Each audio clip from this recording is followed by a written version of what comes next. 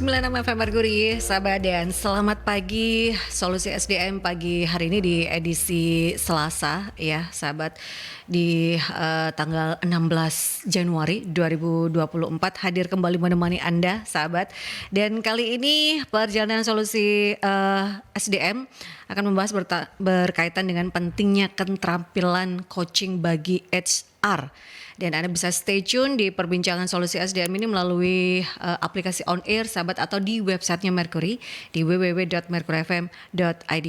Kembali lagi bersama dengan saya Antel Lestari ya sahabat ya. Karena kita pengen membahas sesama perempuan. Oh enggak ya Bu?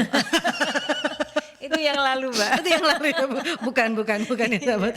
Dan Anda juga bisa bergabung bertanya bersama dengan Ibu Novia Ningtyas-Tuti selaku CEO MSI Consulting di 562-0096 atau di WhatsApp call dan juga WhatsApp Messenger 08173096 ya. Apa kabar Bu Novi? Alhamdulillah sehat, baik Mbak Yanti. Ketemu lagi ya Bu. Iya. Ya, kita membahas berkaitan dengan pentingnya keterampilan coaching bagi HR sahabat, dan kita ketahui coaching ini merupakan salah satu pendekatan dalam usaha meningkatkan SDM atau sumber daya manusia di sebuah organisasi. Ya, dan Brazier and Wilson menyebutkan bahwa coaching bisa membuka potensi yang dimiliki seseorang supaya bisa memaksimalkan kinerja, membantu seseorang untuk belajar daripada mengajarinya, sahabat. Dan kita terlebih dahulu menanyakan pada Bu Novi definisi dari coaching dalam konteks pengelolaan SDM. Kemudian kenapa ini menjadi sangat penting dalam dunia kerja modern? Kenapa coaching menjadi sangat penting, Bu Novi?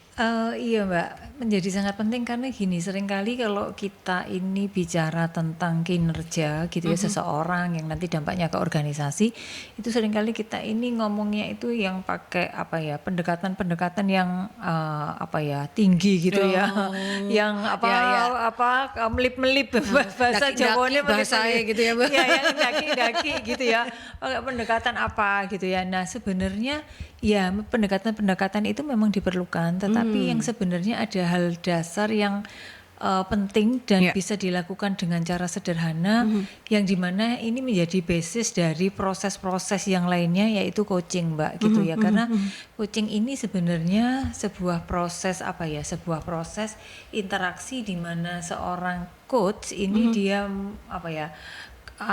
memprovokasi gitu ya istilahnya tuh, karena coaching itu sebenarnya adalah kita ini memprovokasi cara berpikir seseorang, tapi bukan diancam begitu ya, ada tekniknya. Memprovokasi cara berpikir seorang dengan ide-ide supaya dia mengeluarkan ide-ide baru dengan resource yang dia miliki, yang tujuannya itu adalah untuk pengembangan dirinya, peningkatan kinerjanya, atau kepentingan-kepentingan lain yang lebih besar. Nah itu sebenarnya mudah dan murah gitu loh, karena setiap atasan itu bisa dengan mudah melakukan coaching kepada bawahannya. Dimana kalau coaching itu sudah terjadi dengan baik, di sini kan sebenarnya ada komunikasi dua arah. Terus kemudian atasan jadi benar-benar tahu apa yang terjadi pada bawahannya. Terus kemudian apa yang dia inginkan. Terus dia juga bisa membantu si bawahan untuk tadi itu memprovokasi, itu artinya nanti dengan teknik-teknik bertanya tertentu, mancing untuk, gitu ya, mancing betul, untuk kemudian dia bisa, oh saya sebenarnya mau ke sini, oh prioritas saya apa, oh yang sekarang saya bisa lakukan apa, oh saya pengen disupport orang lain dengan cara apa. Nah ini kan sebenarnya cara yang sederhana, cara yang murah, yang kalau dilakukan dengan baik maka nanti yang namanya budaya kerja, yang namanya sistem performance management, jadi penilaian karyawan, terus karir dan sebagainya, itu akan menjadi lebih mudah, lebih smooth ketika kita ini menjalankan coaching gitu Mbak Yanti. Jadi kan ini harus si HR ini harus pinter mancing dan pinter ngompori ya Bu ya. Betul, gitu betul. Kan? Jadi tugasnya dia gitu ya. Jadi kan gini, kadang seorang HR tuh kita ini kalau misalnya nih kita nyari di lowongan pekerjaan gitu ya, di informasi lowongan kerja, kita jarang sekali menyebutkan seseorang yang punya kemampuan ini, tapi lebih paham hubungan industrial, itu maksudnya pasal-pasal ketenagakerjaan, pengalaman menangani mogok, pengalaman mengalami demo, yang kayak gitu-gitu kan seringkali hal-hal teknis seperti itu yang diharapkan kayak gitu. Nah apa ya? Ya ini tadi jangan lupa bahwa proses-proses yang itu semua tadi kalau kita punya seorang HR punya apa dasar kemampuan melakukan coaching, maka akan lebih mudah gitu kan.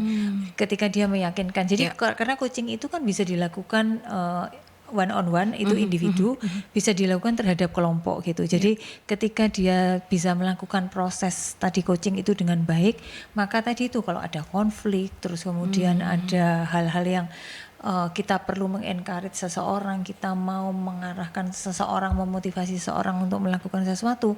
Nah itu tekniknya, dasarnya itu yang dipakai, tinggal nanti diisi dengan tadi itu keterampilan-keterampilan teknis yang lainnya kayak gitu Mbak. Sebenarnya memang ini dasar yang harus dimiliki ya Bu Novi ya, karena kan ini berhubungan dengan untuk bisa meningkatkan, untuk bisa dalam tanda kutip orang Surabaya guyupno di sebuah organisasi ya, itu, betul, gitu kan? merekatkan hubungan atasan bawahan kayak gitu kan, terus antar tim yang kayak gitu Mbak, seperti itu. Nah ini coaching yang dilakukan yang seperti apa nih Bu, yang dasar-dasar yang harus dimiliki oleh HR supaya bisa meningkatkan sumber daya manusia yang ada di sebuah organisasi ini, kinerjanya bisa lebih baik, kemudian kita kan tidak hanya mengajari kayak gini, nggak seperti itu, karena dia kan mancing gitu ya, dia bisa berkembang sendiri si SDM ini, itu yang seperti apa coaching yang harus dimiliki dasar-dasarnya Bu? Oke, jadi gini, kalau kita bicara coaching itu seringkali dua saudara sepupunya yang lain tuh ikut Melo CMC gitu ya namanya. Biasanya itu kalau di perusahaan itu kita menggunakan memiliki keterampilan CMC, jadi coaching, mentoring dan konseling gitu. Iya. Nah, tiga-tiganya ini memang tadi tuh metode yang sebenarnya kita pakai untuk ada pokoknya ke conflict resolution. Jadi maksudnya pemecahan masalah ya kayak gitulah, yang problem solving kayak gitu. Nah, cuman ada bedanya Mbak gitu. Jadi supaya nanti tidak salah kaprah atau tidak tumpang tindih dalam melakukannya. Nah, ini mungkin saya jelaskan dulu ya. Ini sahabat Merkuri juga biar sama-sama punya pemahaman yang sama. Oh, seperti ini ya. Seperti ini. Jadi kalau gampangannya dulu yang mentoring dulu. Mentoring itu adalah biasanya itu seorang yang ahli di bidang tertentu, dia ngajarin orang baru untuk kemudian dia bisa menguasai bidang tersebut. Jadi biasanya keterampilan teknis lah gitu ya, hard kompetensi kalau kita bicara. Jadi dia benar-benar ngajarin gitu. Kalau ngajarin berarti ya dia yang lebih aktif. Terus ini disuruh menirukan, melakukan sesuatu, diberikan tugas seperti itu. Jadi tapi prosesnya begitu, si mentornya ini aktif.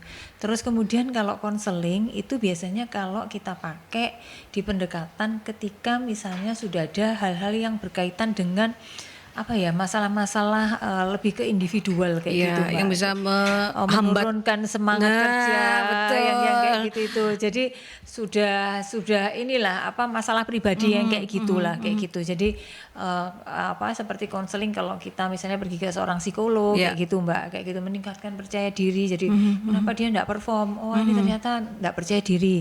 Nah kalau enggak percaya diri berarti apa dulu nih yang harus diselesaikan? Oh meningkatkan rasa percaya dirinya dulu. Nah itu konseling dulu kayak gitu. Jangan langsung di coaching gitu kayak gitu. Seperti itu. Atau juga jangan di mentoring dulu gitu. Jadi harus percaya dirinya dulu. Nah kalau coaching ini kan tadi itu saya sampaikan bahwa prosesnya itu lebih bagaimana kita ini membuat orang itu jadi dapat insight gitu loh Mbak. Dapat insight atas apa yang terjadi pada dirinya kayak gitu. Nah di dalam prosesnya ini nanti ada proses yang kita mengencourage dan kita memprovokasi pikirannya supaya kemudian jadi dia lebih tahu gitu. Jadi kalau ini biasanya coaching ini kalau kita bilang ini kayak semacam proses one on one di mana kita ini menganggap dia juga sebagai seorang individu yang mandiri, seorang yang punya pemikiran, seorang yang resourceful, sehingga kita ini sebagai coachnya tidak perlu nuturi terlalu banyak. Kita hanya memancing, memapping kondisinya dia seperti apa, membantu dia menemukan persepsi yang benar tentang dirinya, kondisinya, masalahnya, keinginannya, dan kemudian kita ini membantu mereka untuk menemukannya seperti itu. Nah, seringkali kalau misalnya yang terjadi itu di perusahaan perusahaan ini nanti akan menjadi salah satu alasan kenapa tantangan melakukan coaching, karena seringkali kalau misalnya gini, telat terus datang, seringkali telat gitu ya ke kantor gitu, sudah datang sana coaching aja gitu. Nah coaching itu akhirnya menjadi kayak semacam hukuman gitu kan, karena kan ini agak salah kaprah. Iya. Salah kaprah karena sebenarnya bukan itu ya, dia ini harusnya ya tegur, bukan di coaching gitu ya. Karena kok di coaching tidak seperti, karena yang terjadi yang kemudian adalah kenapa kamu kok terlambat, sudah seminggu itu sudah 2 kali, sudah 15 menit lebih ya, kayak gitu-gitu. Kayak di pengadilan ya Bu. Iya kan biasanya yang terjadi seperti itu. Nah ini karena salah sehingga orang kemudian waduh di coaching itu enggak enak, karena ternyata kita ini dibombardir dengan kesalahan-kesalahan kayak kita kayak gitu, seperti itu. Atau kalau misalnya kita bicara misalnya ini enggak kurang bisa menguasai pekerjaannya, sana di coaching dulu gitu. Nah yang terjadi itu tadi, kita menganggap bahwa mentoring harusnya dia di mentoring, kita mengatakannya coaching. Betul. Sehingga itu tadi, kalau misalnya seperti itu yang banyak bicara, karena ketika proses coaching tadi saya sampaikan bahwa si coachnya ini harus lebih aktif, si coachnya ini yang yang memancing-mancing kayak gitulah. Nah sehingga kemudian yang banyak bicara ini si coachnya atau atasannya, yang sebenarnya dia lakukan mentoring tapi itu dipersepsikan sebagai coaching. Sehingga akhirnya apa? Oh kamu kalau kayak gini harus begini loh, enggak ini harus begitu, harus begini 1 2 3. Nah itu sebenarnya sudah bukan coaching, karena coaching itu si coachnya itu enggak aktif sebenarnya.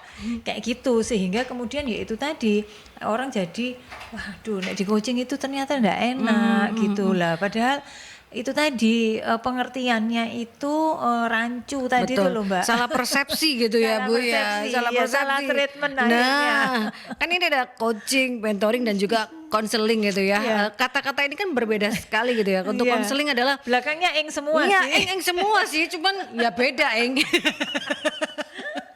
Bu kalau bicara tentang coaching, mentoring dan juga konseling, di antara ketiga ini mana yang dilakukan terlebih dahulu? Apakah itu bergantung pada si SDM ini atau seperti apa Bu? Tergantung case-nya Mbak, tadi itu kan tergantung case-nya. Jadi case-nya apa dulu? Kalau case-nya ini kaitannya dengan tadi masalah individual gitu ya, maka kita melakukannya konseling dulu gitu. Tapi kalau misalnya ini seseorang yang dia ini sudah beberapa kali diberikan arahan gitu, terus kemudian kok masih belum achieve juga, nah itu bisa coaching Mbak. Nah gitu. Ini kan harus dipancing dulu gitu kan gitu. Jadi harus dibedakan antara coaching, mentoring dan juga konseling. Kalau orang persepsinya masih coaching, waduh nanti aku pasti akan dibuka nih segala gitu. Takutnya gitu. Padahal persepsinya berbeda gitu. Kita ke penelpon terlebih dahulu Bu Nafi. Selamat pagi Merkuri. Selamat pagi, Assalamualkum warahmatullahi wabarakatuh. Waalaikumsalam warahmatullahi wabarakatuh. Pak Sumarwito. Ya, ini kucing itu apa binatang apa atau apa? Kucing oren kalau yang itu Pak. Ini, kalau pakai kucing itu ya, itu dengan yang tatap muka langsung. Jadi dipanggil tatap muka, dia gitu, daftar langsung atau apa yang langsung. Itu saya kira lebih bagus yang langsung. Karena kita bisa melihat gaya orang yang ngomong itu, gaya orang yang ngomong sama pakai kucing kan beda. Kalau menurut saya, jadi apalagi kalau kita itu mau merayu cewek, gitu, mau melalui kucing kan gak eroh gitu. Wong elek apa ayu apa anu kan, dan lagi gaya ngomongnya kan ya bagus apa tidak. Jadi kadang-kadang kelemahannya kalau pakai kucing itu kalau menurut saya. Nah menurut mbak-mbak ini gimana kalau kucing itu? Apa tetap mengalahkan yang langsung tatap muka? Kalau saya senang sama pegawai saya itu senang tatap muka langsung kok. Baik. Terima kasih. Assalamualaikum warahmatullahi wabarakatuh. Waalaikumsalam warahmatullahi wabarakatuh. Ini bukan berkaitan dengan perekrutan ya Bu ya, tapi meningkatkan SDM yang sudah direkrut ini Pak Sumarwito ya. Karena kalau bicara tentang tatap muka, ya coaching konseling ataupun juga mentoring dilakukan tatap muka ya. Iya, Seperti itu. mungkin saya menjelaskan begini Pak Sumarwito. Jadi coaching itu tadi kan sudah saya jelaskan, ini sebuah proses untuk memprovokasi pikiran seseorang melalui proses kreatif yang kemudian bisa menginspirasi si coach itu memaksimalkan potensi yang dia miliki seperti itu. Jadi baik potensi pribadi maupun profesional. Nah, proses coaching itu bisa one on one itu satu persatu gitu. Jadi dep-depan kayak gitu. Tatap muka tadi itu Mbak. Bisa tatap muka. Bisa dilakukannya online, bisa dilakukannya secara offline. Jadi kalau online ya kita pakai Zoom, pakai webcam, pakai Skype yang pokoknya ini pakai tim MS Team yang kayak gitu. Nah, itu coaching melalui online. Tapi kalau coaching secara offline yang tatap muka langsung itu bisa, dan memang kalau di perusahaan coachingnya ini mesti dilakukannya kebanyakannya secara offline karena ya masih dalam lingkungan satu perusahaan. Dan memang tadi Bapak sempat menyampaikan bahwa kita benar-benar bisa melihat kesungguhan ekspresinya, gerak tubuhnya, sehingga kita jadi tahu sebenarnya pesan atau pertanyaan-pertanyaan yang kita tanyakan itu dipahami dengan baik enggak. Terus kemudian keseriusan dia untuk mencari tadi itu langkah apa yang dia lakukan, itu kita bisa juga lihat dengan baik juga seperti itu. Kecuali misalnya di perusahaan dengan lokasi yang jauh gitu, dengan cabang-cabang yang tersebar di seluruh Indonesia, nah itu tadi coachingnya bisa dilakukan secara online gitu Pak. Jadi coaching itu sebenarnya adalah sebuah proses komunikasi, bisa orang antar orang, bisa individu ke individu one on one, bisa individu ke kelompok. Di mana tadi itu tujuannya adalah untuk mencari solusi, kemudian mencari menginspirasi seseorang untuk bisa memaksimalkan potensi yang mereka miliki kayak gitu Pak. Jadi ini satu kesatuan dengan MC ya, CMC. CMC. Iya. Kita ke jeda iklan terlebih dahulu ya Bu Novi, karena saya masih mengajak Anda untuk bisa bergabung bertanya berkaitan dengan pentingnya keterampilan coaching bagi HR di edisi perbincangan kita di Solusi SDM hari ini. Sahabat di 5620096 bisa Anda manfaatkan, ataupun juga di WhatsApp Messenger dan WhatsApp call di 0817300096. Kita ke jeda iklan terlebih dahulu sahabat. 96 FM Merguri, sahabat masih bersama dengan Bu Novia Ningtyasuti, CEO MSI Consulting, sahabat, karena kita di edisi Selasa kali ini membahas berkaitan dengan pentingnya keterampilan coaching bagi HR ya, karena berhubungan dengan CMC ini, coaching, mentoring dan juga counseling. Kalau berhubungan dengan tiga ini memang bergantung dari situasi dan juga kondisi, tapi kita membahasnya berkaitan dengan coaching ini. Tantangan terbesar bagi seorang HR dalam mengcoaching ini, apakah HR-nya harus benar-benar paham bahwa dirinya ini harus bisa memberikan dalam tanda kutip pancingan, kemudian mengkompori supaya si SDM ini bisa berkembang tanpa harus di mentoring secara terus-menerus, Bu Novi. Iya, jadi tantangan coaching itu sebenarnya yang pertama kalau kita bisa dari diri seseorangnya gitu ya. Itu yang pertama ya kurangnya keterampilan gitu. Jadi satu ya tadi itu yang pertama mungkin enggak paham tadi bedanya, sehingga kemudian campur aduk lah kayak gitu. Penggunaannya jadi salah gitu. Harusnya mentoring dia bilangnya coaching gitu ya. Jadi nanti prosesnya itu jadi keliru lah gitu ya. Terus kemudian itu kalau dari individunya, jadi pemahamannya harus benar, terus kemudian kurangnya keterampilan seperti itu. Nah, intinya sih sebenarnya itu gitu ya kalau dari pribadi. Tetapi yang lainnya yang lebih luas lagi itu tadi bahwa harus ada komitmen dari manajemen gitu. Artinya kalau komitmen itu artinya gini, manajemen juga paham bagaimana sebenarnya coaching ini sangat penting, dan karena itu bisa digunakan diimplementasikan di perusahaan untuk tadi itu memaksimalkan potensi masing-masing orang gitu. Nah, jadi kalau misalnya nih, kenapa saya katakan komitmen? Kalau misalnya gini, itu apa sih HR bolak-balik kok manggil orang kayak gitu. Betul. Artinya kan kalau bolak-balik dipanggil itu sebenarnya ya kita kadang juga nggak tahu tujuannya apa. Tapi tadi itu bahwa karena kita sadar bahwa coaching ini harus kita budayakan dan setiap orang harus punya skill atau keterampilan supaya kemudian dia bisa memaksimalkan potensi timnya. Maka ya itu tadi, kalau ketika kemudian ini harus ada waktu-waktu di mana kita ini juga sebenarnya mengarrange waktu-waktu untuk coaching seperti itu gitu. Jadi supaya kemudian nggak jadi pertanyaan ini lah apa bolak-balik dipanggil, gitu ya, Bu? ada jadwal gitu. Terus kemudian juga jelas gitu ya. Jelas tuh artinya gini, karena sebenarnya ini coaching ini proses yang sering kali digunakan kalau sudah kita aktivitas daily sudah berjalan dengan lancar. Itu biasanya kita kalau akhir tahun kita mengevaluasi kinerja seseorang gitu, bawahan atau tim kita. Nah itu kan prosesnya proses coaching gitu ya, membuat mereka jadi tahu, oh ya saya ini sudah achieve atau belum kayak gitu. Kalau sudah achieve sebenarnya apa yang membuat saya bisa achieve. Terus rasa percaya diri karena dia bisa melakukan achievement ini tadi, itu bisa digunakan, oke kalau gitu berarti di tahun depan nih kamu pasti akan bisa melakukannya dengan lebih baik lagi gitu. Kira-kira apalagi nih kalau yang ini kemarin kamu sudah capai bisa kamu lakukan, maka apalagi ini harus kamu lakukan supaya tahun depan kamu juga mendapatkan kepuasan, rasa percaya diri karena kamu sudah bisa mencapai target-target yang diberikan perusahaan kayak gitu. Nah itu kan di akhir tahun biasanya kita dilakukan seperti itu gitu ya, bisa akhir tahun atau pelaksananya bisa artinya evaluasi tahunan yang pelaksananya bisa di akhir tahun, bisa di awal tahun seperti ini karena biasanya datanya baru keluar gitu kan.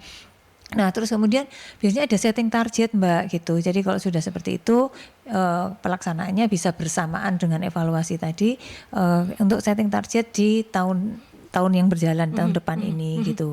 Nah itu tadi kan sudah ada ini misalnya masing-masing sudah target baik kualitatif maupun kuantitatif. Nah ini kan kita juga harus sampaikan gitu. Jadi membuat si coach ini bahwa oh iya ini yang harus saya capai ya gitu ya, karena saya sudah bisa melakukan ini. Maka yang langkah berikutnya untuk karir saya yang lebih baik ada kompetensi lagi yang harus saya kuasai kayak gitu. Terus kemudian supaya ini harus saya kuasai supaya saya bisa mencapai apa kayak gitu.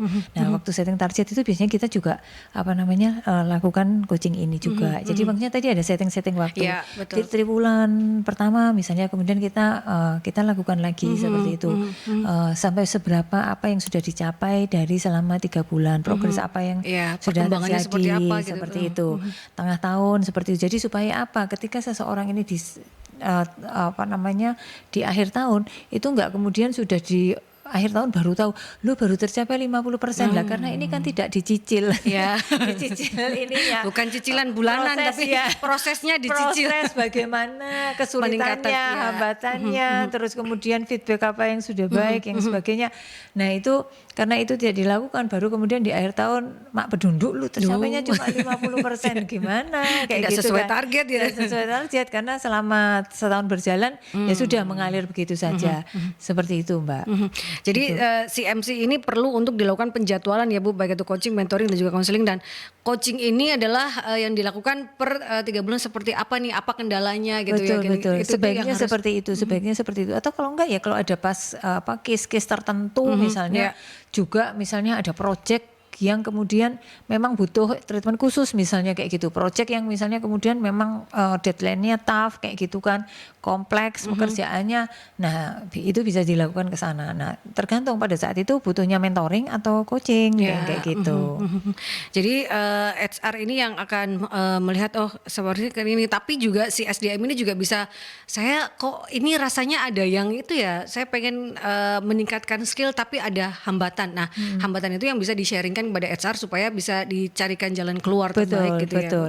Dan tadi itu bagaimana supaya menjadi budaya, sentralnya itu tidak hanya di HR Mbak. Jadi para leader, manajer, atasan itu harusnya juga tahu itu juga gitu, sehingga kemudian ini jadi sebuah budaya yang kemudian akan menjadi kayak bola salju yang lama-lama membesar kayak gitu loh Mbak. Semua orang jadi sudah terbiasa untuk melakukan dengan cara benar seperti itu. Diintegrasikanlah berkaitan dengan strategi manajemen coaching itu tadi. Nah, caranya seperti apa supaya sinkron Bu antara coaching yang dilakukan kemudian dengan strategi manajemen supaya sama-sama naik gitu Bu.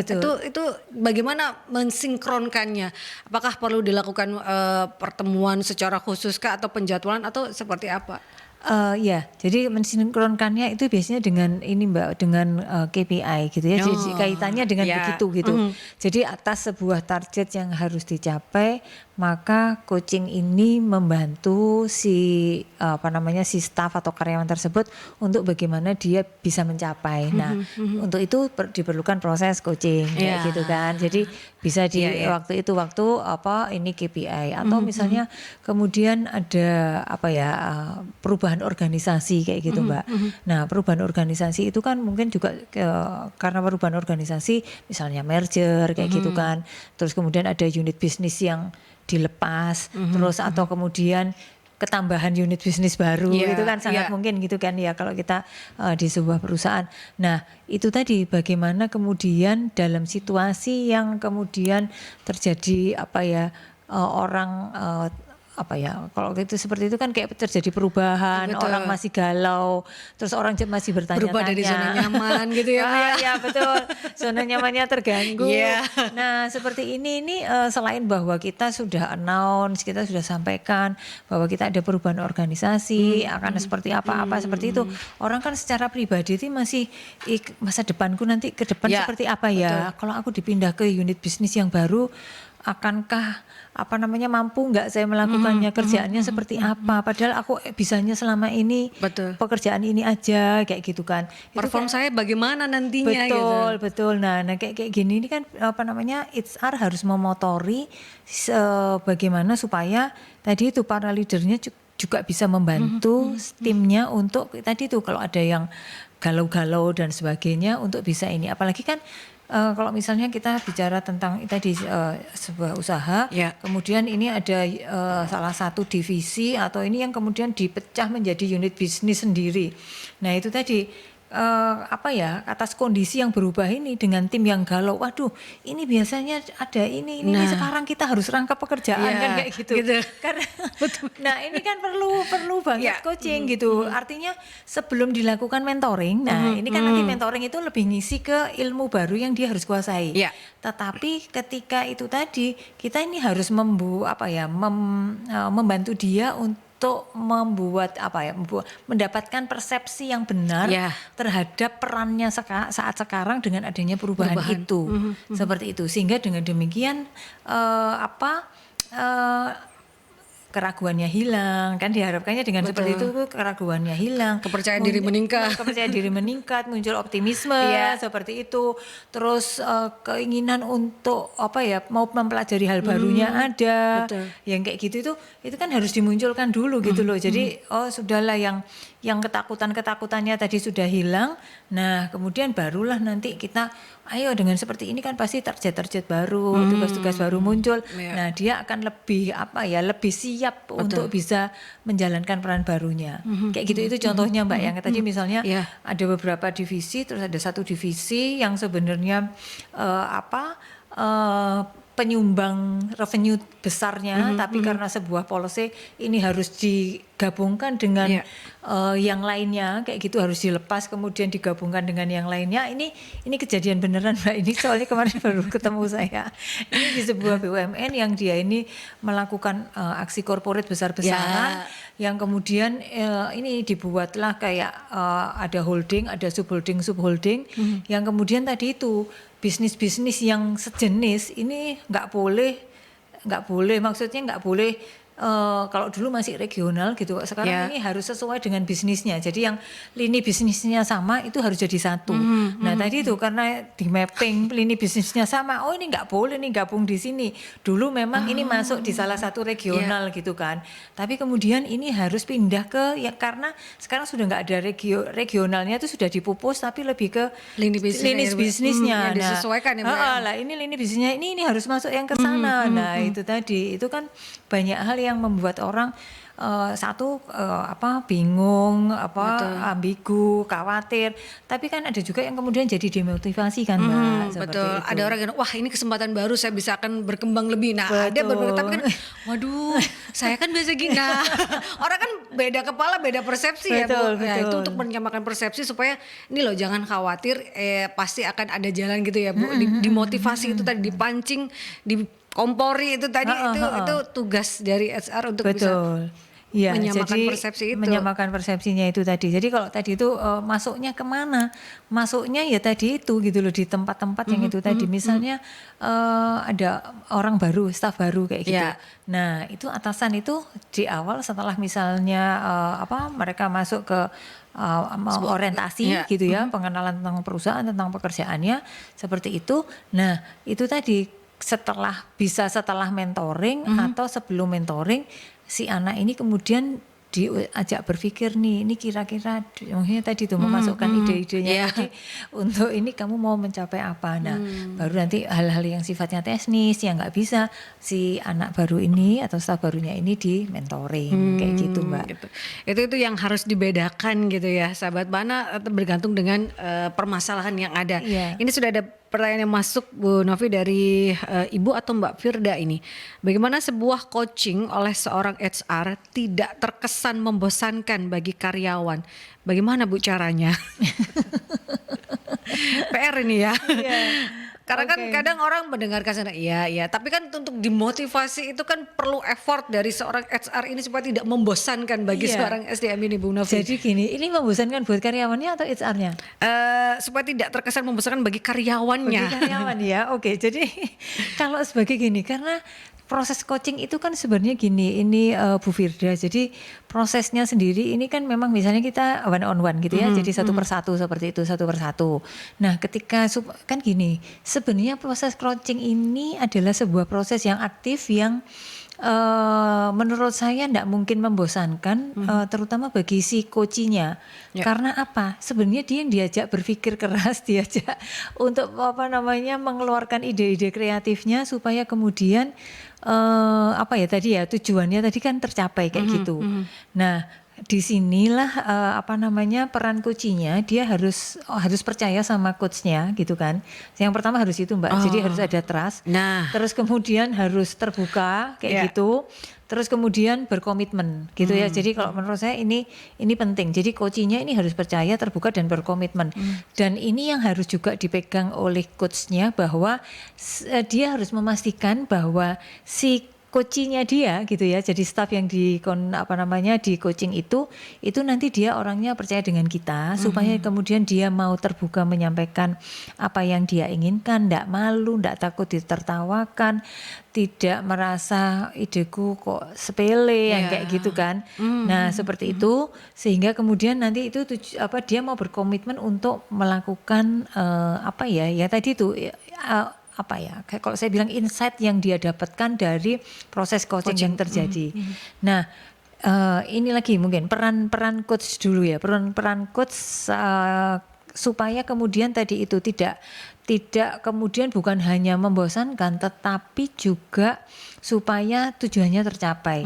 Jadi peran coach yang pertama itu adalah mendukung gitu. Jadi ketika kita melakukan coaching itu benar-benar perhatian kita ini harus full attention terhadap prosesnya gitu ya, terhadap coaching, sehingga dia nggak merasa di nomor dua kan gitu. Jadi kita sendiri harus menunjukkan, kita memberikan dukungan, terus kita harus bisa mengeksplorasi. Nah ini tadi kata kuncinya itu kan eksplorasi gitu, karena mengeksplorasi maka sebenarnya si coachnya ini tidak mungkin bosen, si coachnya itu juga karena dia diminta untuk melakukan eksplorasi, maka pastinya dia akan berpikir kreatif gitu loh Mbak, sehingga itu tadi menurut saya kok jadi nggak bosen, karena pasti dia akan mikir gitu loh, seperti itu. Kecuali mungkin lagi di mentoring. Nah, jadi kalau mentoring kan coachnya yang aktif ya, gini. Terus yang dengerin wis ngerti ya. Ini kemarin sudah saya baca ya. Ya betul Bu. Mungkin begitu ya. Coba dilihat. Terus tadi itu kalau kita coach itu tadi itu kan lebih jadi yang ini mendukung, mengeksplorasi, kemudian menstimulasi gitu ya. Jadi menstimulasi itu bukan ngarahkan gitu ya, tetapi bagaimana kita ini nyentil gitu ya, membuat sesuatu, kemudian dia bergerak secara sendiri gitu. Terus juga memberikan tantangan positif kayak gitu. Jadi memberikan tantangan positif gitu. Jadi bagaimana ketika kemudian si coach ini diberikan tantangan yang positif, maka dia akan mikir apa ya yang saya bisa lakukan, saya punya apa ya. kalau seperti ini bisa enggak gitu. Nah, itu dia Iya, bisa diskusi gitu loh sama coachnya. Terus kemudian dia menetapkan prioritas mana yang mau dilakukan dulu supaya kemudian dengan hasil kecil, dengan langkah kecil yang dia lakukan, dia mendapatkan hasil yang berprogres seperti itu.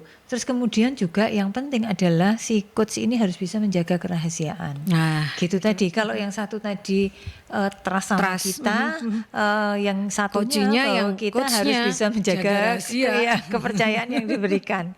Seperti itu. Nah, tadi itu kemudian bagaimana supaya tidak membosankan? Menurut saya tadi itu karena di dalam proses coaching sendiri itu kan kita akan memulainya itu gini. Jadi ada komitmen coaching itu kan bukan tiba-tiba kemudian dipanggil sini kamu gitu ya. tapi ada Sini kamu ya tak kasih tahu gitu ya, bukan seperti itu. itu betul. Sini. Sini kamu tak coaching sebentar gitu kan, kayak gitu. Bukan itu gitu ya, Bukan persepsinya itu. salah. Iya, jadi coaching ini kita harus sama-sama menetapkan waktu gitu ya. Ini atau tadi itu bisa dijadwal atau kemudian kapan ya ada waktu luang saya mau bicara sama kamu, saya mau Yeah. diskusi terkait dengan kinerjamu misalnya seperti itu. Jadi ada kesepakatan. Terus juga waktunya jangan terlalu lama. Ini tips ya tadi Bu Firda. Jadi 30 menit, 45 menit itu ya wis cukup panjang lah gitu. Karena kan kita ini nggak kayak minum obat yang ini loh, yang langsung dor selesai gitu. langsung Gitu ya. Langsung Jadi sembuh. progresnya bertahap enggak apa-apa, tetapi yang penting tadi itu komitmen untuk menjalankan apa yang sudah dia sepakati tadi. Jadi itu tadi. Jadi waktunya memang kita sama-sama menyediakan waktu nih gitu. Jadi nggak mungkin dong bosen gitu kan, gitu. Karena sama-sama berkomitmen. Terus tadi kita juga sampaikan nanti kita mau bahas apa nih, yang terutama tentang ini nanti misalnya ini atasannya ini saya mau bahas tentang bagaimana supaya kamu bisa lebih bukan lebih expert ya, lebih baik di dalam pekerjaan. melakukan sesuatu yang ini misalnya lebih melakukan networking kayak gitu. Bagaimana kamu lebih bisa melakukan exposure tentang pekerjaanmu gitu ya, seperti itu gitu. Karena saya lihat selama ini gitu. Nah nanti sih ini juga kayak gitu sepakat bahwa saya kepingin memang dibantu untuk bagaimana supaya kemudian exposure saya di pekerjaan saya ini jadi lebih terlihat oleh orang lain seperti itu. Karena itu tadi kalau kita ini dianggap berhasil ini terutama buat seorang supervisor ke atas gitu ya, yang itu tadi penting sekali dia itu harus bisa bicara dengan data, dengan apapun lah gitu, dan dengan rasa percaya diri, exposure atas apa yang telah dia lakukan, seperti itu. Jadi kesepakatan, terus kemudian tujuannya sama-sama, kayak gitu. Terus kemudian nanti proses ini jangan khawatir, ini nanti saya akan jaga kerahasiaannya. Saya minta kamu terbuka dan juga aktif selama proses ini ya, supaya kemudian di 30 menit kemudian kita nanti akan bisa mendapatkan pemecahannya. Ada Seperti insight itu. yang dihasilkan gitu. Betul, dari jadi obrolan. dengan seperti ini yang tidak searah, terus kemudian sama-sama berkomitmen, menurut saya dan tadi itu dengan peran coach dan coach yang sama-sama dilakukan, ini tidak menjadi sebuah proses ngomong-ngomong yang membosankan gitu. Karena tadi itu karena namanya coaching itu justru coachnya yang aktif, coachnya dia memang tidak aktif tetapi dia harus hadir sepenuhnya supaya kemudian menangkap potongan-potongan puzzle-puzzle-nya tadi itu kemudian dia merangkaikan kayak gitu Mbak. Jadi menangkapnya adalah saat melakukan coaching, kata-kata yang harus dilakukan oleh coach terakhir adalah yuk bisa yuk gitu. Betul. Itu ya Bu ya. Bisa yuk, gimana kamu? Gitu loh. Yuk bisa yuk gitu. Itu kata-kata yang tagline untuk melakukan coaching gitu ya Bu ya. Yuk bisa yuk gitu. Saat melakukan mentoring begini loh ya gitu ya. Betul. Saat melakukan konseling kenapa? Iya, gitu ya, Bu ya. betul Mbak. Iya, sudah ada clue-nya masing-masing. Si MC-nya ini harus tahu gitu. Iya, Namanya juga iya. CMC gitu. Betul, iya Mbak. Kita ke jeda iklan terlebih dahulu sahabat, Oke. sebelum nanti saya membacakan juga pertanyaan dari Pak Danu yang sudah masuk di WhatsApp Messenger Mercury. Tetap stay tune di Perjalanan Solusi SDM sahabat. 96 FM Mercury, sahabat, masih di perbincangan solusi SDM bersama dengan Ibu Novianing Tiastuti, CEO MSI Consulting, sahabat ya. Dan kita membahas berkaitan dengan pentingnya keterampilan coaching bagi HR. Sudah pertanyaan yang masuk tadi dari Pak Danu, apakah keahlian komunikasi seorang HR dalam berkomunikasi juga berpengaruh saat menerapkan coaching dalam organisasi, Bu Novi? Iya betul Pak Danu. Jadi keterampilan utamanya coaching itu adalah keterampilan komunikasi.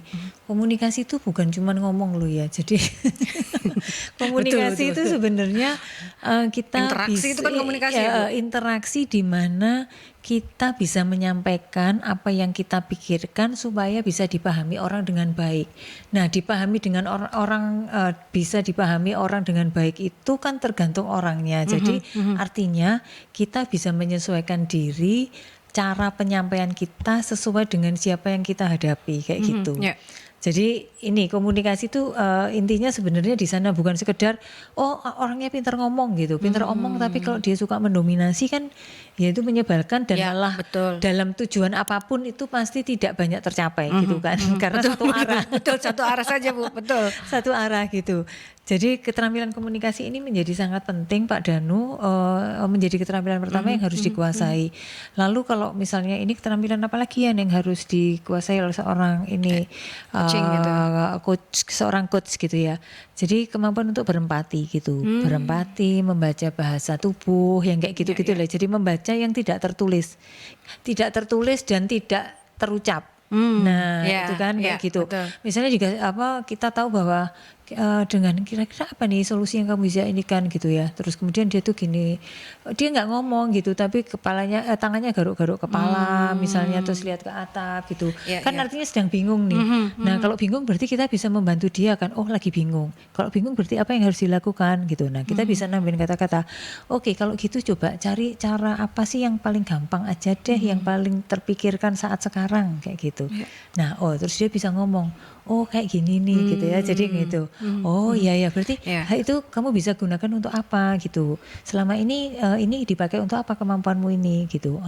Kalau ini misalnya mau kamu expand lagi, mau perluas lagi gitu, ini kira-kira apa yang kamu perlu tambahkan. Nah kayak gitu. Jadi kita ini mesti bisa ngajak kayak bicara dengan mereka dengan memahami. Supaya kemudian kita bisa mendorong mereka kayak gitu. Bukan jorokin ya, dorong. Iya, iya. Dorong Encourage.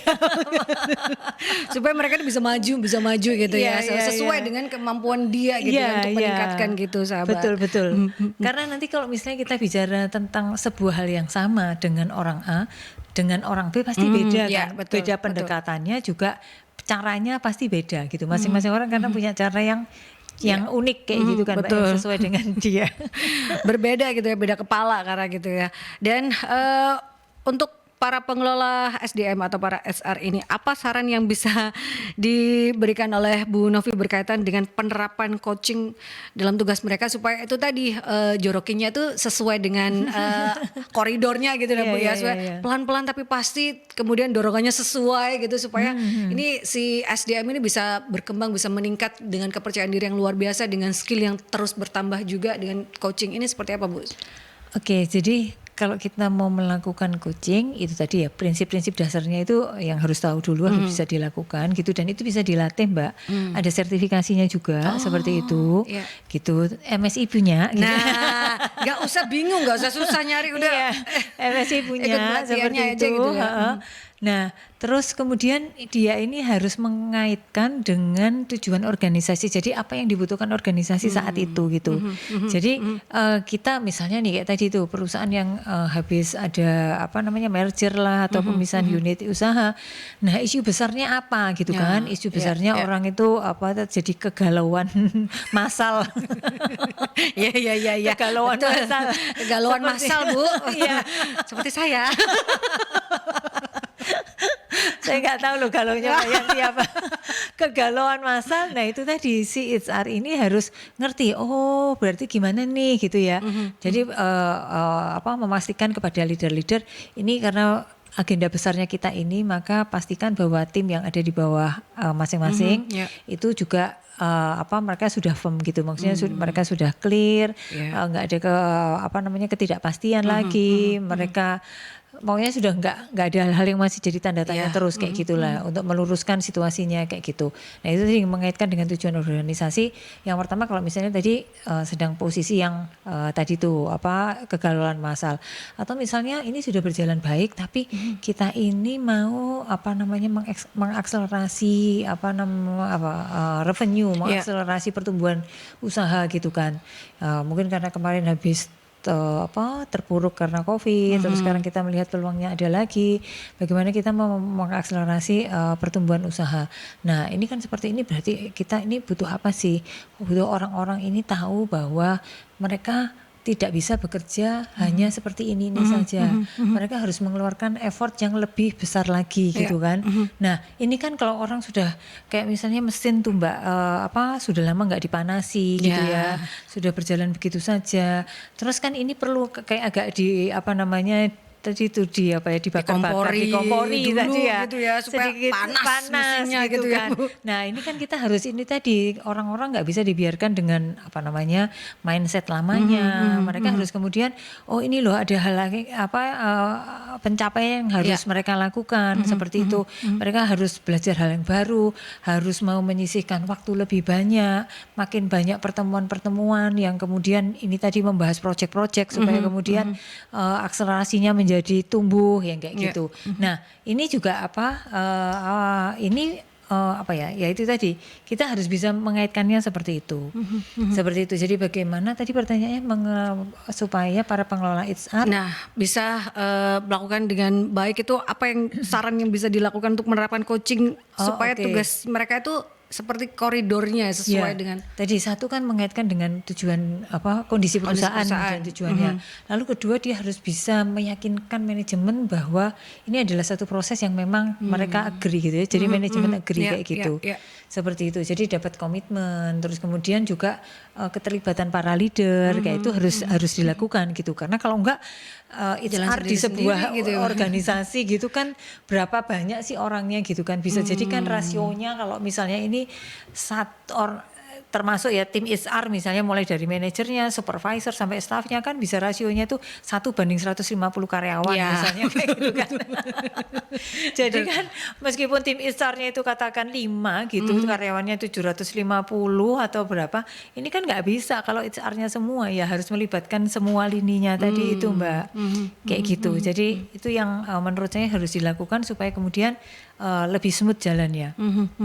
Komitmen yang utama gitu ya dari perusahaan itu atau organisasi itu yang untuk melakukan segala CMC ini supaya bisa berjalan dengan baik, itu yang utama gitu ya, dan dikomunikasikan gitu ya Bu Novi. Ini terkait dengan coaching tadi, ada pelatihan-pelatihan yang bisa diberikan gitu ya. Pelatihan apa atau kegiatan MSI apa Bu Novi yang terdekat ini yang akan dilakukan? Oke, kalau yang terdekat, jadi kalau tadi itu pelatihan coaching itu kita dalam bentuknya sebentar ya, ini Kevin sudah ngirim atau belum? Kevin belum dikirim Bu. Iya belum dikirim ini. Yuk bisa yuk. Gitu ya. Iya. Jadi kalau yang waktu dekat, yang ini tanggal 20 Januari nanti kita jalan pelatihan dan sertifikasi pelayanan prima. Jadi ini di hari Sabtu besok ini. Kemudian di 27 Januari nanti MSDM, kemudian sekretaris dan public speaking, serta nanti di Februari pelatihan dan sertifikasi untuk training for the trainers seperti itu Mbak.